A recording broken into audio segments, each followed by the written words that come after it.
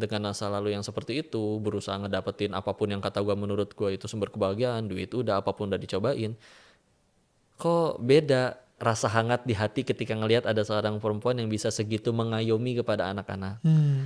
Jadi akhirnya kan itu jadi salah satu alasan kenapa memilih dia, karena biar gimana gue rasa semua orang yang akhirnya bahkan raja yang paling tiran sekalipun dia tetap pengen punya ada orang yang nerusin karyanya gitu kan.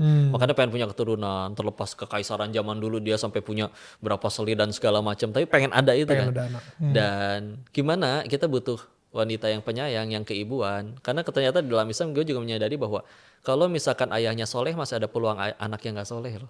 Wow. Kayak contoh Nabi Nuh alaihissalam kan anaknya Kan'an kalau di dalam Qur'annya ikut kena air bah. 950 tahun loh ayahnya berdakwah. Wow. Nabi Nuh itu diceritakan 950 tahun berdakwah, anaknya tetap nggak mau ikut iman ayahnya. Tapi kalau misalkan ibunya yang sudah soleha, ya kalau contoh dalam Islam ada keluarga Imron. Imron ini punya istri namanya Hana. Jadi surat ketiga di Al-Quran. Hananya soleha, punya anak namanya Maryam. Bunda Maria.